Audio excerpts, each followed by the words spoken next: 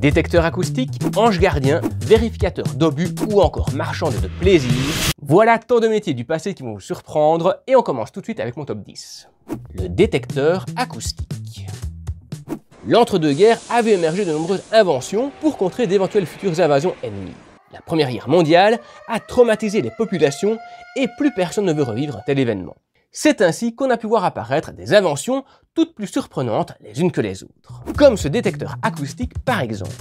Son principe était simple. L'agent infecté devait coller ses oreilles aux paraboles pour écouter d'éventuels bruits de moteur dans le ciel. Et autant dire que plus vous aviez de grandes oreilles, plus vous étiez susceptible d'être pris pour le boulot.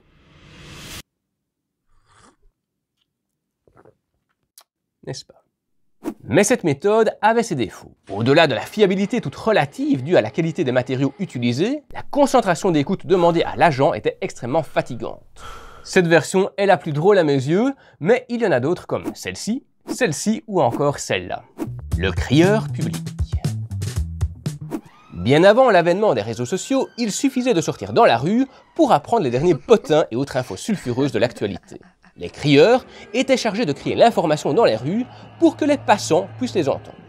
Le métier existait déjà durant l'Antiquité et a perduré jusque dans les années 60. Et les fake news dans tout ça. À mon avis, contre quelques pièces, on pouvait faire passer facilement ses idées. L'ange gardien. Rien à voir avec Joséphine, le but de ce métier était de veiller sur les personnes ivres ou fatiguées qui devaient rentrer chez elles. C'était une manière de s'assurer que les personnes rentrent à bon port, saines et sauves. Contre quelques pièces, l'ange gardien raccompagnait les personnes chez elles, avec patience et discrétion. Le vérificateur d'obus. Ce métier était l'un des plus cruciaux des deux guerres mondiales. La personne affectée à cette tâche était chargée de vérifier que l'obus était correctement calibré, correctement assemblé et ne présentait aucune défaillance. Cela passait par une inspection visuelle, des tests de pression et parfois des tirs pour vérifier leur efficacité. Bon, évidemment, une fois tiré, c'était nettement moins efficace, mais bon, vous avez compris le principe. Le knocker-upper. Avant l'invention du réveil, des gens étaient chargés de réveiller les ouvriers pour s'assurer qu'ils arrivent à l'heure au travail. Contre quelques centimes, ces personnes tapotaient à la fenêtre avec un hochet, une canne avec du fil de fer à son extrémité ou tout ce qui permettait de faire suffisamment de bruit pour réveiller les plus gros dormeurs. Et même parfois de petits pois cassés projetés à l'aide d'une serbacane maison. Et fun fact, ce n'étaient pas forcément les ouvriers qui payaient pour ce service, mais parfois tout simplement les patrons eux-mêmes pour s'assurer que leurs ouvriers arrivent à temps à l'usine ou sur le chantier. Ce métier payait peu et était très souvent occupé par les veuves, les retraités et les personnes peu qualifiées. Il est apparu en Angleterre et en Irlande au début des années 20 et a progressivement disparu à l'approche des années 70. Dans cette vidéo, je vous parle d'inventions qui sont apparues pour permettre aux personnes de se réveiller au fil de l'histoire. Vous allez voir, il y en a quand même qui valent le détour. L'allumeur de réverbère. Aujourd'hui, les lampes s'allument automatiquement dans les rues dès 19h, voire 17h les jours d'hiver. Mais jusqu'à la moitié du 19e siècle, cette tâche revenait à l'allumeur de réverbère. Comme son nom l'indique, son métier consistait à allumer les réverbères qui fonctionnaient alors à l'huile. Lors du passage aux éclairages au gaz, le métier disparut progressivement jusqu'à totalement disparaître avec l'arrivée de l'électricité. L'automatisation de l'allumage de l'éclairage a tué ce métier. La demoiselle du téléphone. À ne pas confondre avec le téléphone rose, les demoiselles du téléphone n'étaient autres que des standardistes. C'est un métier apparu dans les premières décennies de la téléphonie. Pour les plus jeunes générations, dont je fais partie entre parenthèses, c'est un métier qu'on n'a pas eu la chance de connaître. Mais à une époque, il y avait des personnes qui étaient chargées de connecter les gens entre eux lors de communications téléphoniques. Elles avaient un large tableau de prise jack et des cordons appelés 10 cordes utilisés pour connecter les abonnés entre eux. Aujourd'hui, on se connecte sur YouTube. Ouais, j'avoue, la vanne était facile.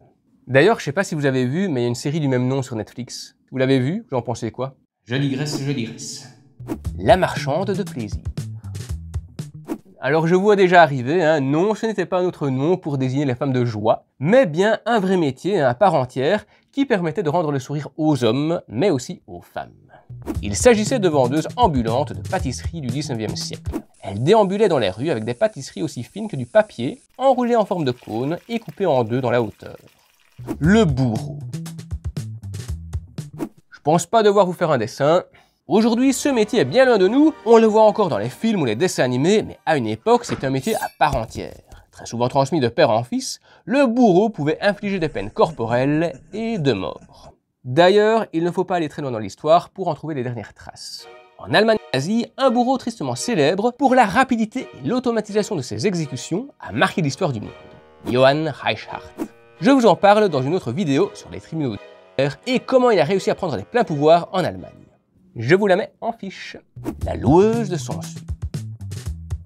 Par le passé, les sangsues étaient très recherchées par les médecins et les apothicaires pour leurs propriétés uniques, mais il n'était pas toujours facile d'en trouver. C'est là que les loueuses de sangsues font leur apparition. Pour les récupérer, elles plongent leurs pieds dans la Seine jusqu'à ce que les sangsues s'y accrochent. Avec le temps, la médecine a évolué et le métier a disparu. Dites-moi en commentaire quel métier vous avez découvert parmi les 10 que je vous ai présentés et dites-moi si vous en connaissez d'autres. Je suis curieux. Mettez un petit like si la vidéo vous a plu et abonnez-vous si vous souhaitez découvrir d'autres vidéos dans le genre. Aujourd'hui, nous faisons face au même problème avec l'IA qui révolutionne des tâches du quotidien des plus simples aux plus complexes et qui pourrait à nouveau menacer des métiers plus modernes.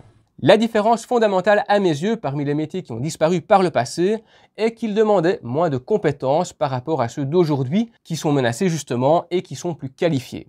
L'IA révolutionne tous les domaines, des plus complexes aux plus simples, et aujourd'hui, même les personnes les plus qualifiées pourraient être menacées. Il faudra donc se réinventer, créer de nouveaux métiers, en essayant tout de même de conserver une certaine humanité là où c'est possible. Mais je pense que ça ne se fera pas sans une refonte profonde et complète de notre société. Mais ça, c'est un autre débat, et je vous invite à venir dans les commentaires si vous voulez en discuter. Pour les autres, je vous ai laissé une autre vidéo juste là.